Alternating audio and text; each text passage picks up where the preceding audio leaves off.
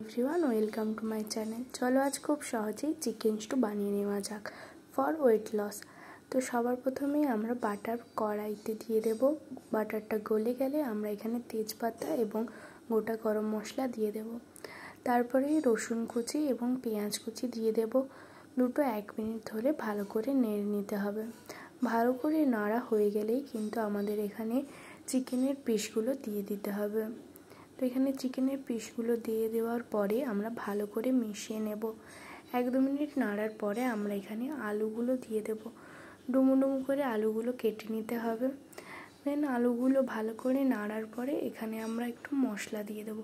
মশলার মধ্যে সামান্য হলুদ এবং নুন দিয়ে দেব। আর আমরা এখানে লঙ্কা গুঁড়ো ইউজ করব না কিন্তু। তো সব মশলা দিয়ে দেওয়ার পরে আবার ভালো করে কিন্তু আমরা নেড়ে নেব। ভালো করে নাড়া হয়ে যাওয়ার পরে আমরা এখানে টমেটো কুচি দিয়ে দেব হালকা টক ভাবের জন্য এবং লঙ্কা কুচি আমরা এখানে দিয়ে দেব। লঙ্কাটা আপনারা স্বাদ অনুযায়ী দেবেন। তারপর ভালো করে নাড়া হয়ে গেলে এখানে আমাদের সবজির মধ্যে পেঁপে এবং আমরা গাজর কিন্তু দিয়ে দেব। পেঁপে এবং গাজর সবার প্রথমের দিকেই দিতে হবে, না হলে কিন্তু পরে সেদ্ধ হবে না। তো এগুলোও ভালো করে নাড়ার পরে আমরা এখানে পরিমাণ মতো জল দিয়ে দেব। তো আপনারা যদি একটু বেশি ঝোল পছন্দ করেন তাহলে কিন্তু একটু বেশি জল দেবেন। তো পরিমাণ মতো জল দেওয়ার পরে আমরা ভালো করে আবার মিশিয়ে নেব। আমি এখানে 1 লিটার জল ইউজ করেছি।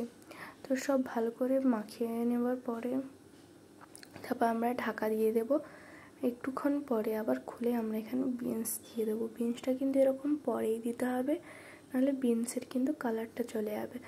ভালোভাবে 15 মিনিটের মতো আবার কুক করার পরে আমরা এখানে ধনেপাতা দিয়ে দেব।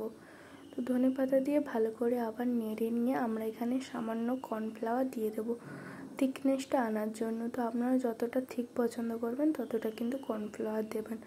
তো আমাদের এখানে কর্নফ্লাওয়ার দেওয়া হয়ে গেল। তারপরে আবার একটু ফুটে গেলে ভালো করে আমরা এখানে নেড়ে নেব। তারপরে সবার শেষে আমরা এখানে একটু গরম মশলা দিয়ে দেব এবং সামান্য গোলমরিচ গুঁড়ো দিয়ে দেব। তো আমাদের রেডি চিকেন স্টু। সবাইকে ধন্যবাদ।